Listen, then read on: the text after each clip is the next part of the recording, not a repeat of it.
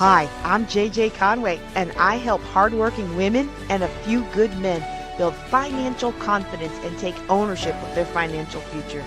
I'm cheering you on with education on financial literacy, smart investments, and passive income streams. Welcome to Ladies of Wealth. Well, hello, everyone. Welcome to the Ladies of Wealth podcast.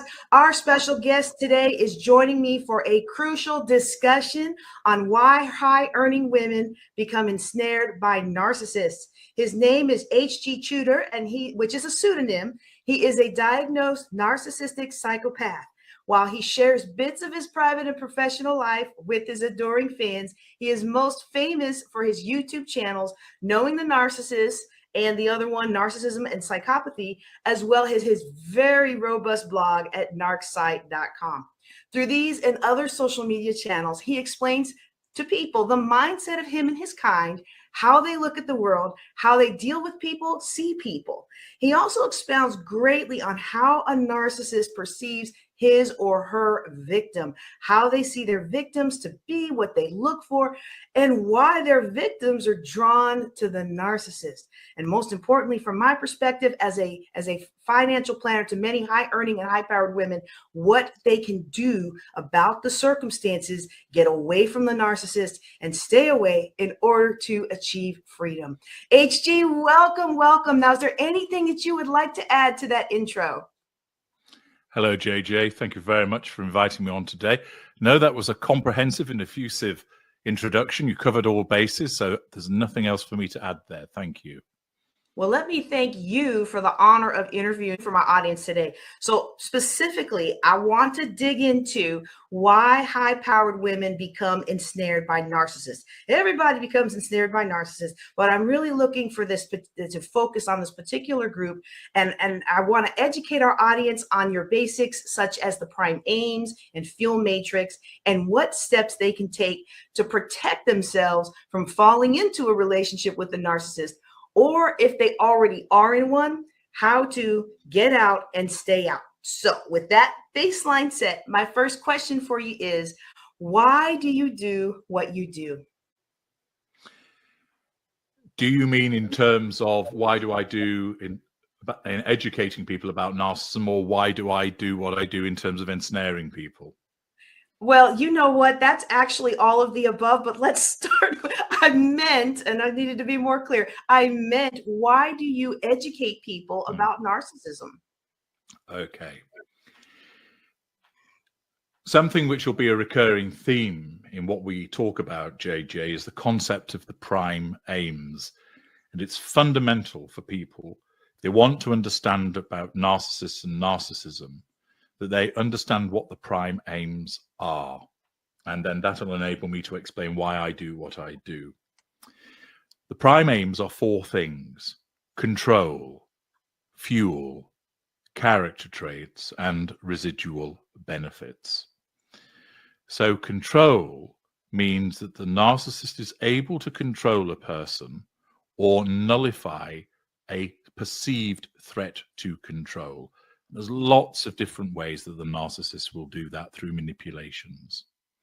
Fuel is the lifeblood of the narcissist. So you asking me a question and speaking about me in that effusive introduction gives me fuel. It validates me. And fuel, again, can come in lots of different forms. I write about it in my book, Fuel. But that is something that the narcissist seeks. Character trait acquisition is basically taking aspects of somebody else's life, personality, characteristics, and commandeering them for their own use, which is particularly applicable when we're going to be talking about high-powered women. Fourthly, residual benefits. This is a catch-all.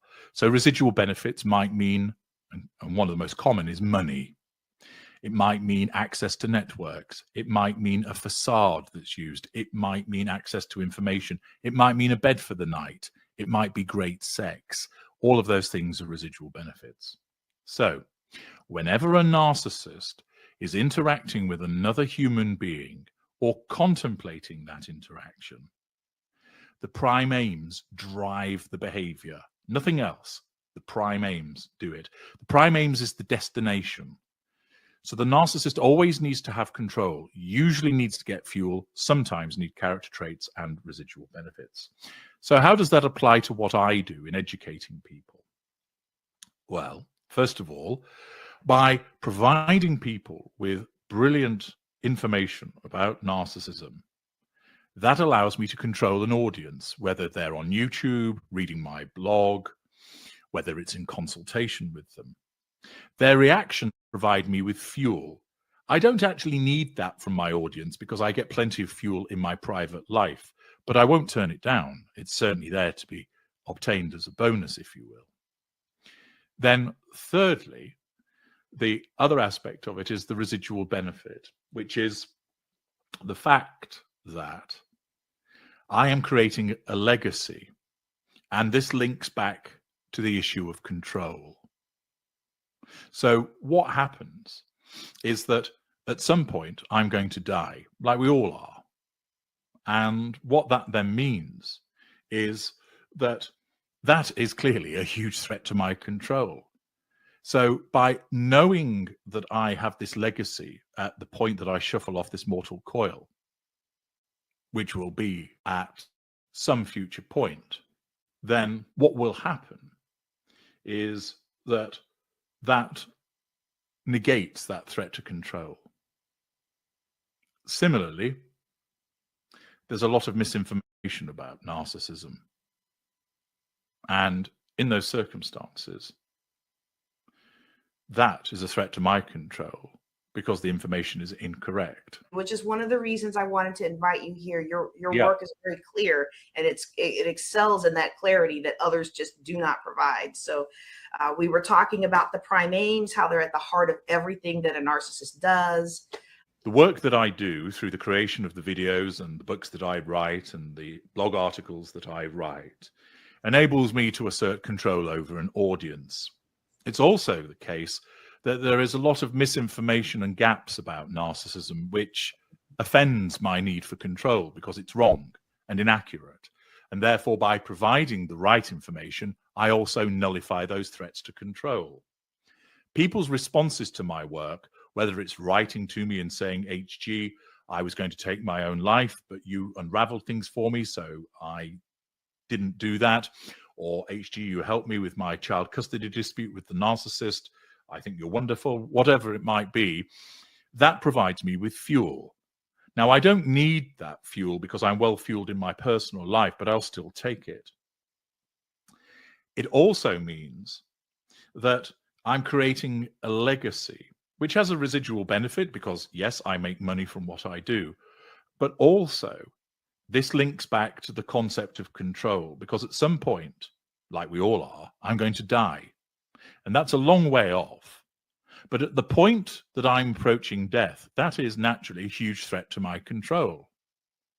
And so by knowing that I have a legacy that will live on after I die, through my books, through my videos, through what I've written, then that will negate that threat to control. So the ultimate threat to control becomes negated by me through the creation of this legacy.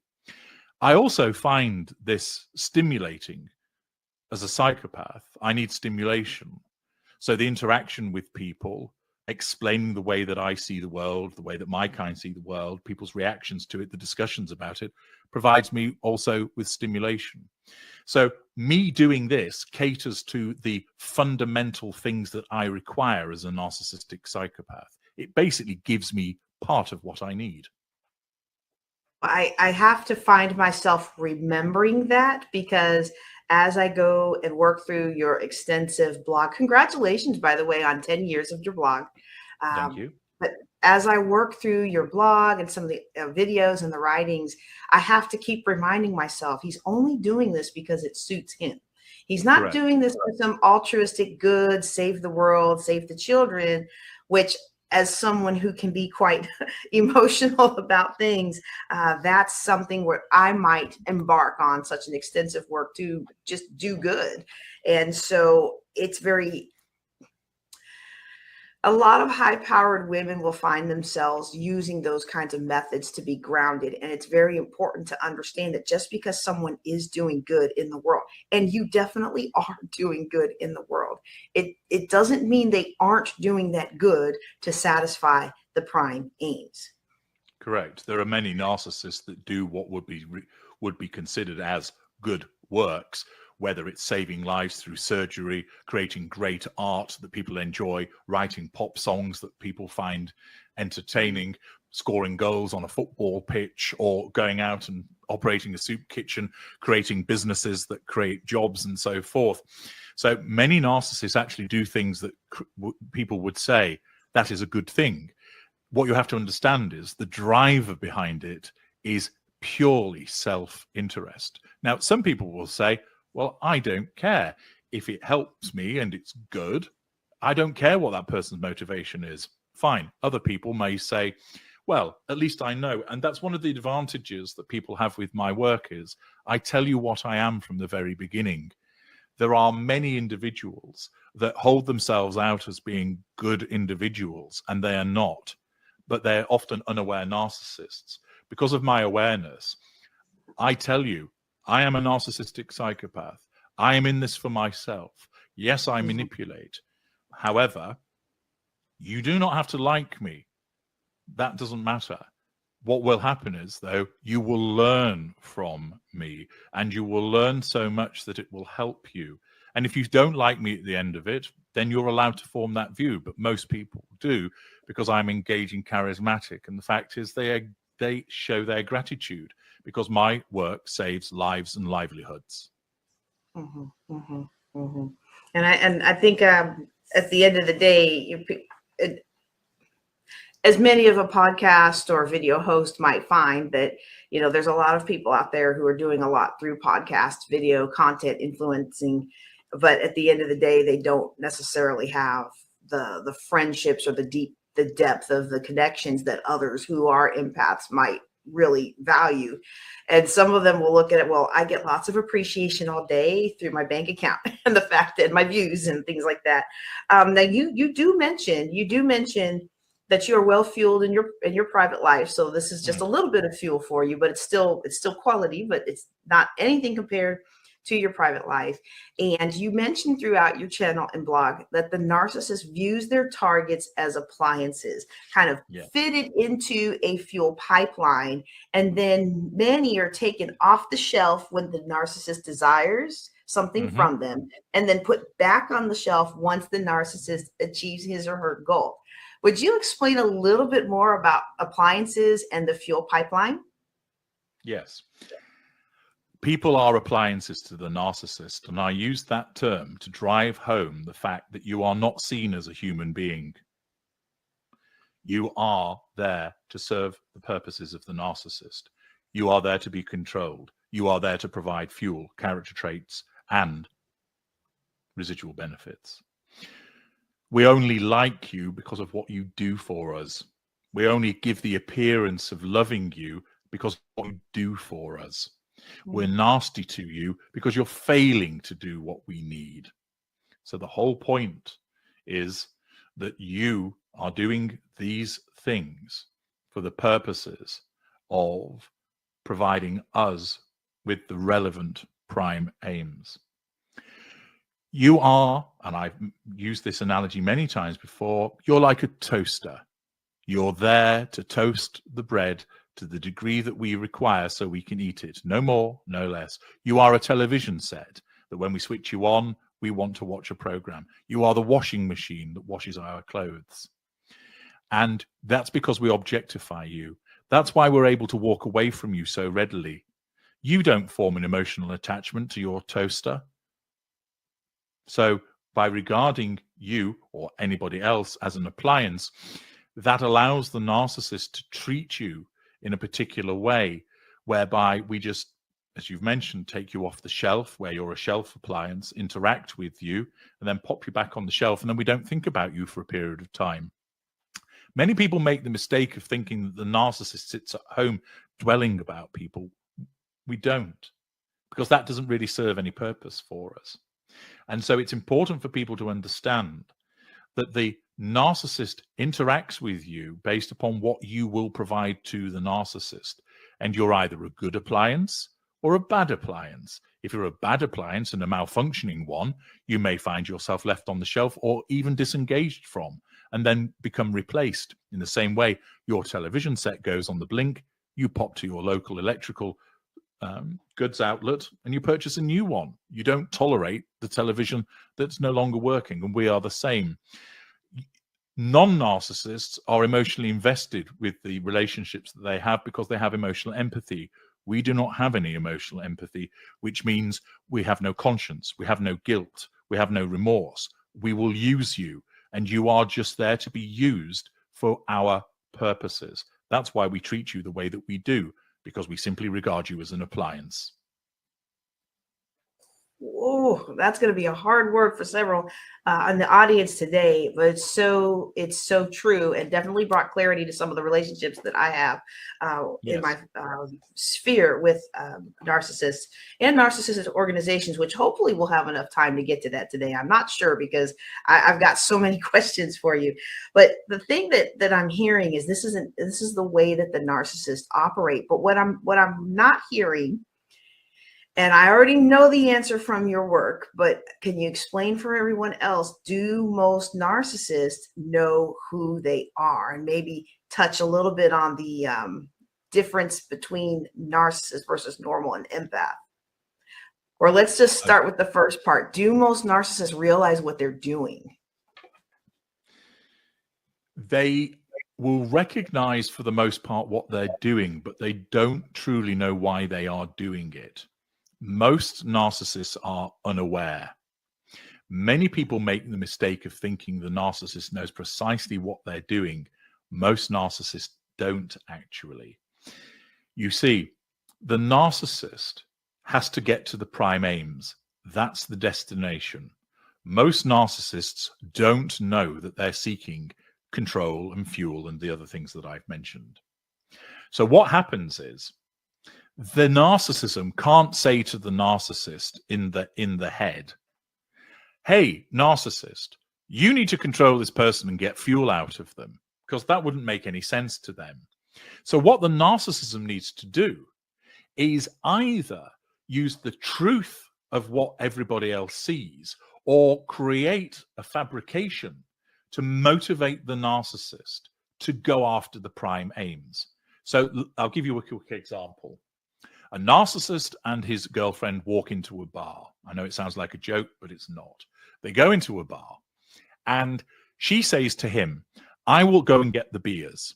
At this point, there is no problem. Why? Because she's doing something for him. She's showing she's under control, and she's giving him some fuel. All's good.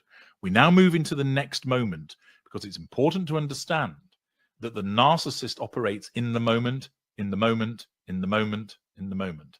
She goes to the bar, and then the narcissist sees that she's talking to another man. Now we have a problem. Why? Because she's not focused on doing the thing for the narcissist. She's talking to another man. That threatens the narcissist's need for control. So the narcissism needs to make the narcissist get that control. So what it might cause the narcissist to do is this: believe that she's flirting with this man. Now, she actually isn't. It's a colleague that she's bumped into, and she's saying hello. However, that's no good for the narcissism if he just sits there and thinks, oh, I'll let her talk to a man. He needs to bring her back under control. So, one particular type of narcissist, his fury gets ignited by his narcissism, and he strides over there and then starts saying, what's going on here then? And she's going, what are you talking about? You're flirting with him. Now, when he says you're flirting with him, he honestly in that moment believes it, because the narcissism has acted like a distortion field to, in that moment, rewrite history to make the narcissist truly believe that she's flirting with this man, so that he then feels jealous of his girlfriend, so he intervenes to bring the control back to him. She wasn't flirting, but it goes through a distortion field. Now, he doesn't know that he's seeking control. He just thinks that his girlfriend is being flirtatious, and he thinks that he's setting her straight. He doesn't understand, as an unaware narcissist, that he's doing this to get control and to get fuel by way of the reaction.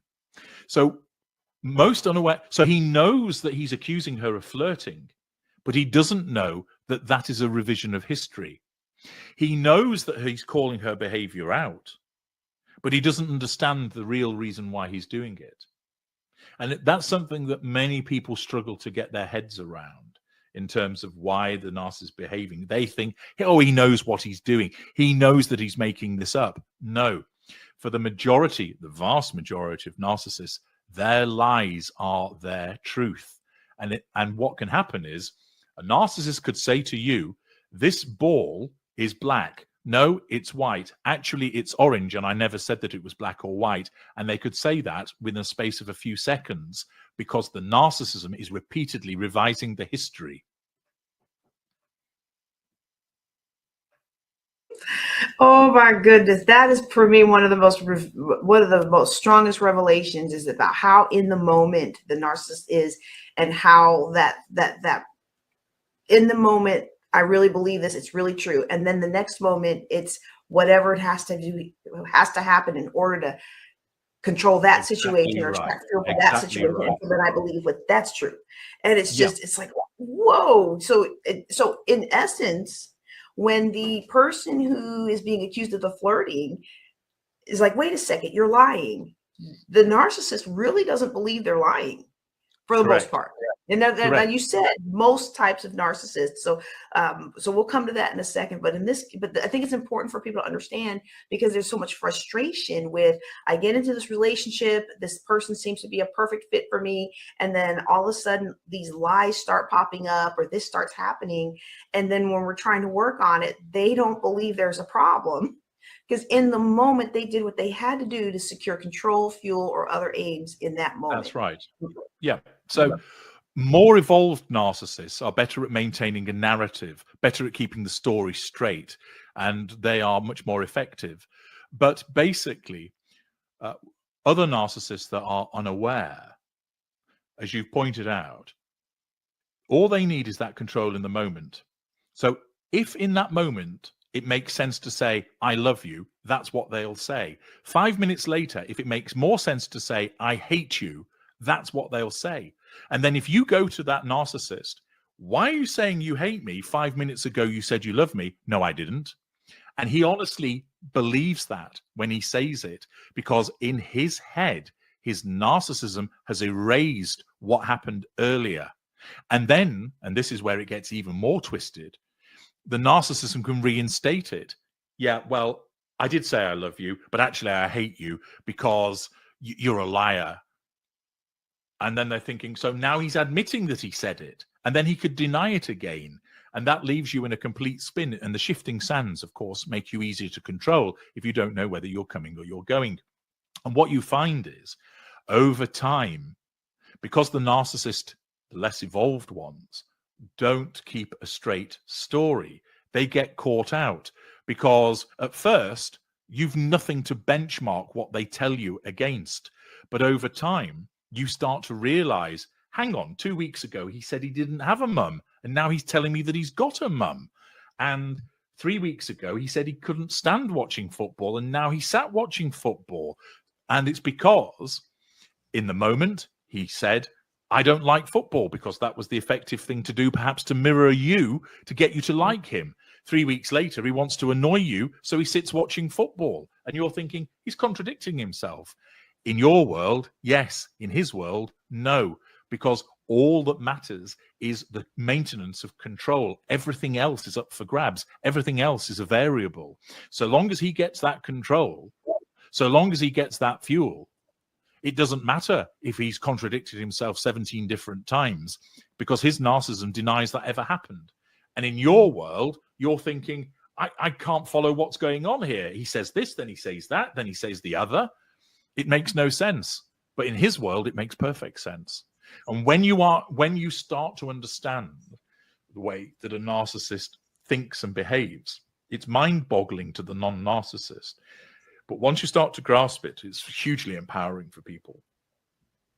Oh, hugely empowering. And uh, we all know the old trope of going back to the same toxic partner.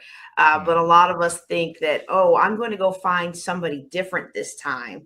And I'm sure I'm not the only woman in my audience who ended up in this relationship with a narcissist and turned around and thought I was dating a different kind of man, only to find out he was also a narcissist and he was also so maybe while the first boyfriend was maybe a lesser narcissist who might use physical violence, maybe the new one was a mid-range nice guy with a strong facade of respectability. Yep. They're really at their core the same type of people looking for the same aims. So would you please walk us through the different types of narcissists? Okay. Well, this is an expansive topic, JJ, of which I've got many, many videos and blog articles about. So I'll provide an overview and simply say to those listening, if you want to understand more about the different types of narcissists, watch my work, read my work, go in the knowledge vault. There's lots of stuff there. But in order to categorize narcissists, I've done away with the terms covert, grandiose, vulnerable, etc., because I don't think they are helpful in terms of understanding the particular types of narcissist. It's too wide. You can talk about grandiose behaviors, vulnerable behaviors, that's fine. But referring to a covert narcissist can describe lots of different types of narcissists, so it's too wide. So I came up with categorizations whereby you have lesser narcissists. They don't operate with a facade. What you see is what you get. That's the most distinguishing factor about them. They are unaware. Mid-range narcissists, they operate with different types of facades. They are also unaware. Greater narcissists, they also operate with facades. They know what they are. And then there's the ultra, which is me. Now, amongst those other categories of lesser, mid-range, and greater, I break them down into subcategories. So you have the lower lesser. He's your out-and-out loser. The person that beats up people, doesn't have a job, isn't particularly clever. Middle lesser will have some mid-range behaviors, perhaps relies more on silent treatments, maybe in and out of work, will often use physical violence, often doesn't have much going for them in terms of charisma. Then you have upper lesser A, the affable asshole, who on the face of it is rather charismatic, but entirely superficial, often can be particularly promiscuous. They can often be quite successful as well. Upper lesser type B, bullying, bombastic, and brash. My way or the highway. Again, there's no facade. They call it as it is. So those are the four types of lesser. Mid-range narcissists, lower mid-range, they are an amalgam of lesser behaviors, but they operate an intermittent facade. So they can be a little more difficult to spot. They tend to be like a bit of a rough diamond. They think they are a decent person, but they struggle to keep the facade in place. Middle range A, the overwhelming angel, thinks they're a really lovely person, but they interfere in other people's lives. They tell people what to do. They think that they're kind, but behind the scenes, they're awful to their partner. Middle range type B, the crybaby. Lots of pity plays, sympathy symphonies, turns on the waterworks to get sympathy. It's always, why is it always my problem? Why is it always my fault? Why does this always happen to me? Upper mid-range operate with a facade of superiority. I am the best, and often they are. So they're using the truth of their abilities, but they're haughty, dismissive, often particularly charismatic. Those are all of the unaware narcissists. Then amongst the greaters, you have lower greater, often found in the military and politics, middle greater, often found in entertainment, pop stars and actors and such like, and then upper greaters who are pretty rare and tend to move in between the lines. They tend to be eminent greases, the ultimate master manipulators. So that's a very quick overview of them. There's so much material linked to all of that. Most people will come across lessers and mid-rangers on a personal level.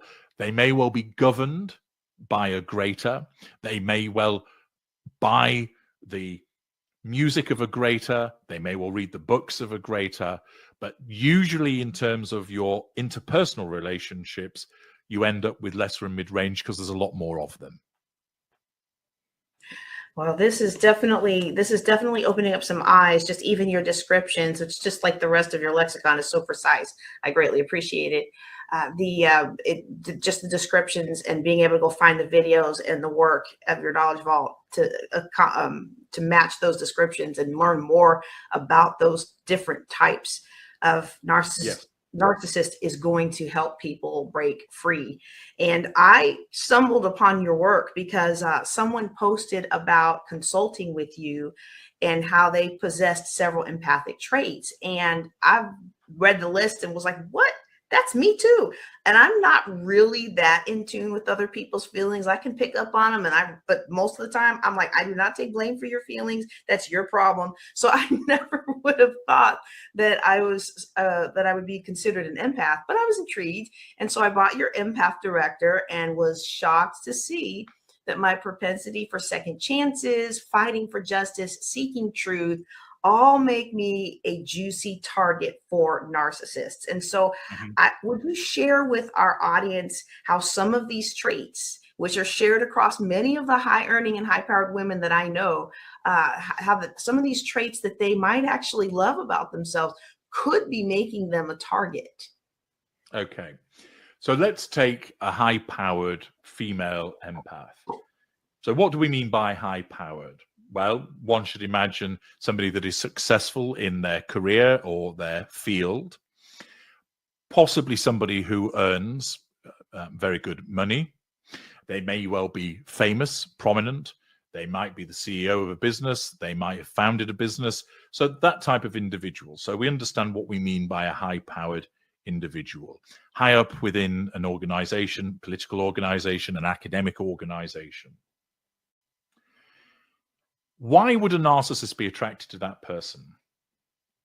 Well, first of all, because they're an empath, that signals to the narcissist that that person is easier than non-narcissists to ensnare. Why? Because empathic people have an addiction to narcissists. That means that it's a symbiotic relationship whereby the empathic individual is drawn to the narcissist and the narcissist is drawn to the empath, because the empath is easier to ensnare compared to other people and easier to keep ensnared. So that's why the narcissist is drawn to that person, because of the fact of them being an empath. But the story doesn't end there. That appertains to the issue of control. So the narcissist who would target that individual, let's say romantically, wants a target that is not only easy to control, which makes life easier for the narcissist, but they want somebody that will fountain with fuel and has lots of character traits and residual benefits. They want the whole package to make them what I call the intimate partner primary source, who is the most important person in the narcissist fuel matrix. So by choosing an empath who is easier to control and a high-powered one, the fact that they're an empath generally means that the individual is more likely to respond in an emotional way, therefore giving more fuel. Another prime aim has been ticked, and not just ticked, but really fulfilled. A high-powered individual will invariably have lots of interesting characteristics. They may be able to speak different languages. They've traveled the world. They perhaps have been to university and they know a lot about a particular subject. They might know a lot about quantum mechanics or such like. That fact that they have all of these different characteristics to their personality proves attractive to the narcissist, because the narcissist can use that target's traits to pass them off as their own, to make the narcissist look good vis-a-vis third parties, making it easier to control those third parties. So let's take a male narcissist who ensnares a high-powered female empath, and she's traveled the world. So when she's been to Rome, all her experiences of Rome, the narcissist steals for himself and passes it off as if he's been to Rome. Her prestige and knowledge about a particular subject, the narcissist will pass it off. And remember, certain narcissists are very good portraying a degree of knowledge, but only to a superficial level. But the victim doesn't realize that. And most people are very trusting. So they accept what they're being told, and they don't immediately start cross-examining that person to try and learn more about whether their knowledge is as extensive as it appears. Fourthly, a high-earning victim target provides a considerable residual benefit.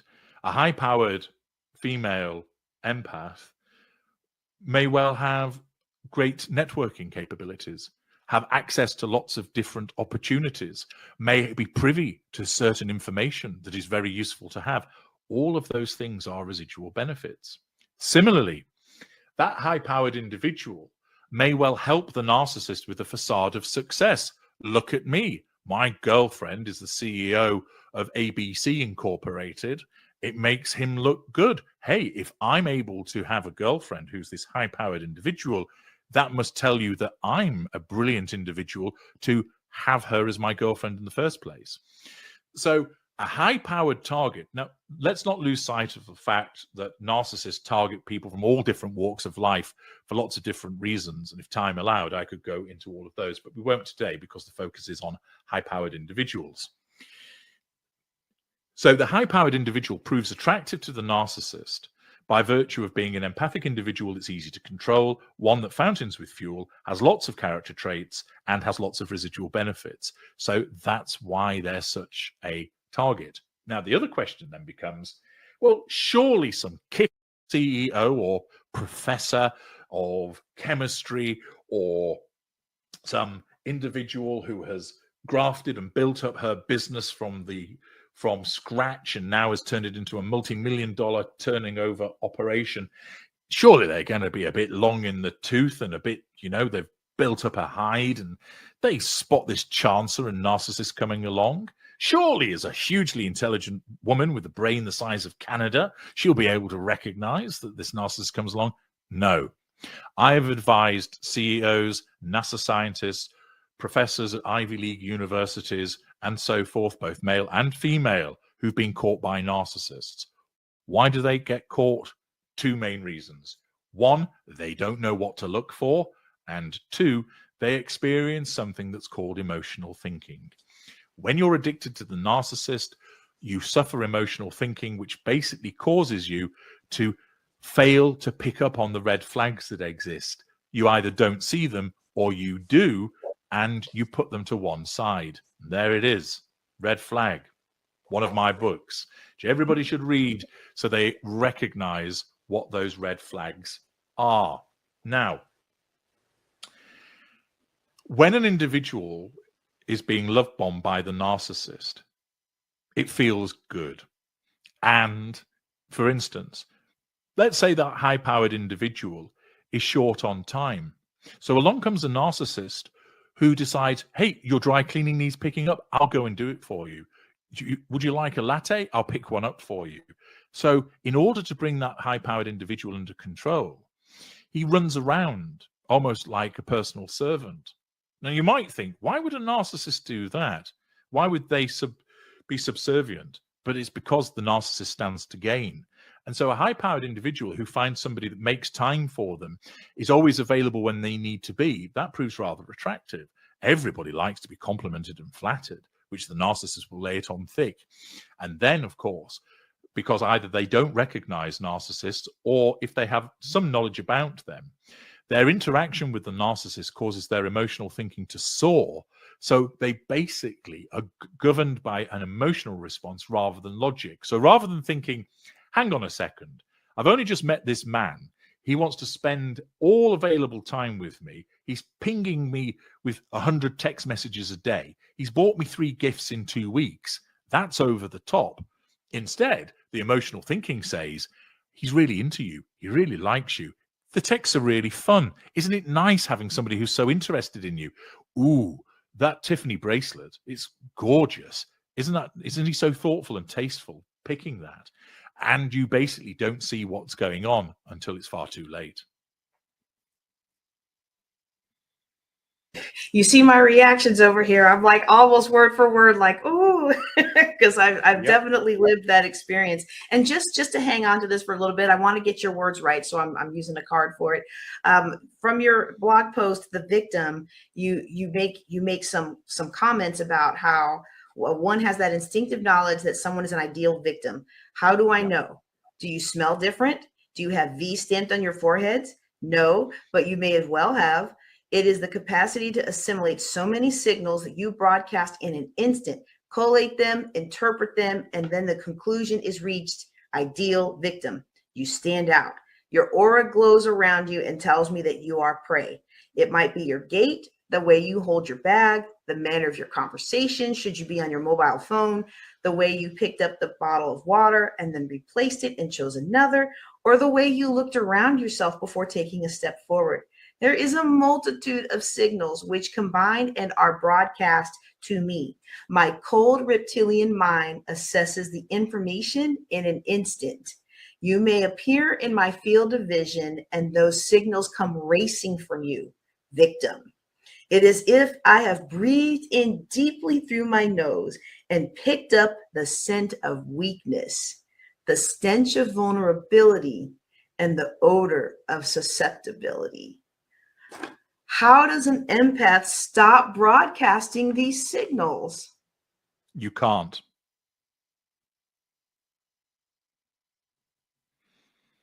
Well, that was a quick answer I didn't want to hear.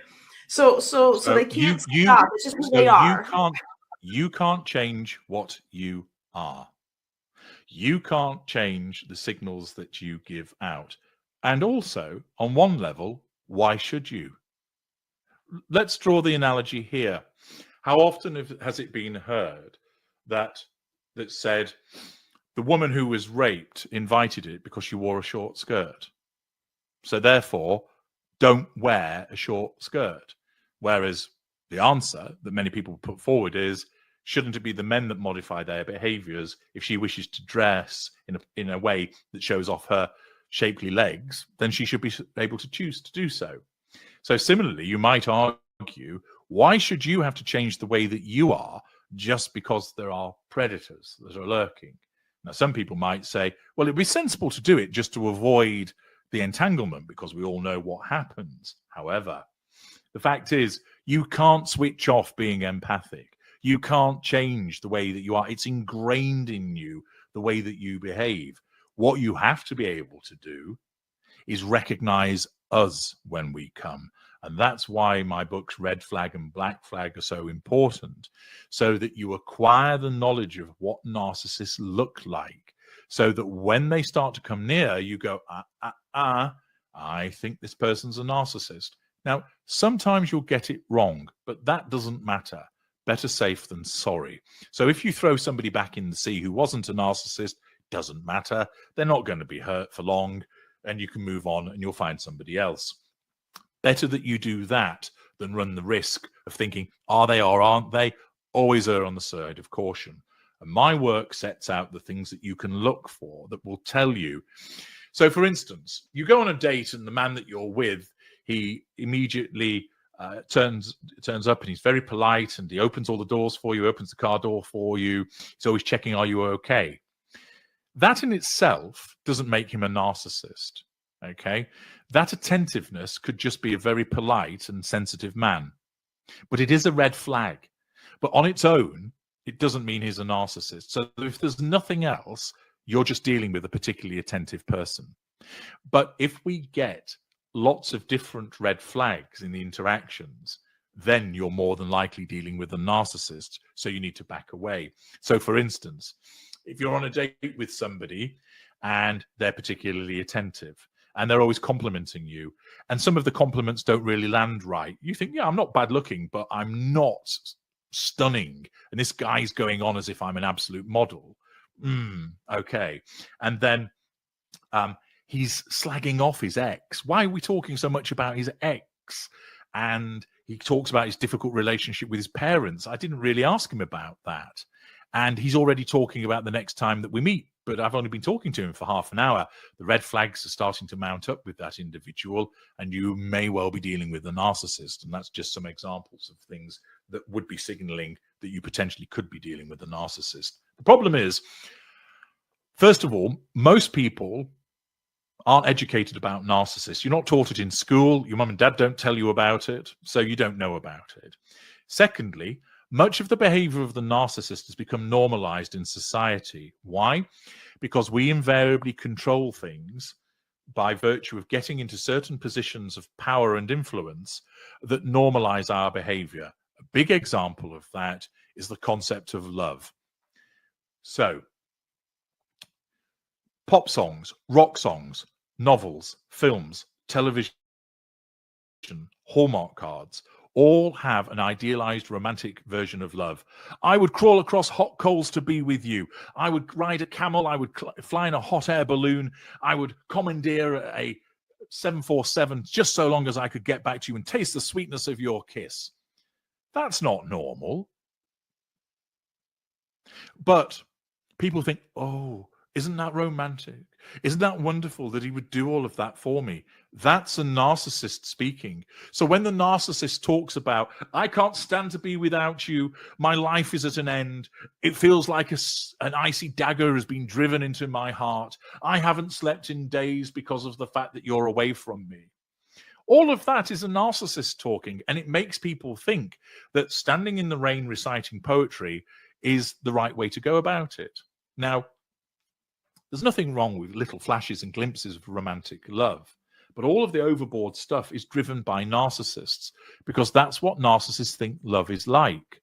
And I've come to learn that love is about respect and patience and understanding and being giving of your time and listening and being compassionate. The only trouble with all of those things, they're not very exciting. They're really good for the foundation of a healthy relationship. But if a guy comes along to you and he brings a dozen red roses and say, I've got his reservations in this very swanky restaurant that I'd like to take you to, you go, oh, wow, gosh, that's great. That's exciting. And he compliments you, and then he takes you back and you have some excellent hanky-panky. And you think, oh, wow, this is all really good. Whereas if he turned up and he said, yeah, I'm actually, he demonstrates he's a really good listener, and he shows compassion for a little dog in the street and all of these things. It's all very nice, but it's not sweep you off your feet exciting. And unfortunately for people, they have become normalized to expecting the swept off your feet treatment in a relationship. And that plays right into our hands, because guess who does that? We do. And then non-narcissists emulate that behavior, meaning it becomes harder to pick us out, because everybody's about the romance rather than doing the actual solid groundwork in a relationship. And one of the biggest ways to out a narcissist is to take your time with the relationship. Not go on an immediate second date. Wait a week or so. Don't be responding to the text messages straight away. Yes, the addiction will be screaming at you. Reply, because it wants you to feed the addiction by interacting with the narcissist. But if you hold off, you will suddenly either find the narcissist disappears because you're viewed as too difficult to control, so they go and chase down another option, because the narcissist will have plenty of hooks in the water. You're not the only one at the beginning. Or you suddenly get a snippy response from the narcissist. Why aren't you replying to my messages? Where are you? Whoa, hang on a minute. We've only been on 2 dates. You're not my keeper. So they'll out themselves. So slowing things down and using patience, but it is hard for people to do, because when they meet this person who is exciting and their own addiction lights up, they want to get more of them because it's fun and it's exciting and it's interesting being around them. And also they don't want to lose that person. So they want to respond to the messages straight away. But you've got to exercise that restraint, because if it's a healthy person, they won't react to that. They'll wait. But it does become more difficult because you have stupid books like The Rules that was written, funnily enough, by unaware narcissists that tell you about how you should behave in relation to texting. All they're telling you is this is how narcissists behave. And so what do people do? Oh, right. If he doesn't contact me immediately, that means that he's not interested. No, it doesn't. It means that he's actually a healthy individual who's got a job, quite possibly got a family from a previous relationship. He's got children to look after. He's got hobbies and friends. That's why he's not texting you immediately. He might respond and say, really enjoyed last night. I'll get in touch to see you again. And then you think, I've not heard from him for 4 days. It's only 4 days. But people have been conditioned to think by ridiculous books like that, he should be contacting you more repeatedly. So when the narcissist does that, because we're looking to control you and draw fuel from you, you think, brilliant, this guy's really interested in me, or this woman's really interested in me. And you're falling into the trap of being ensnared by a narcissist.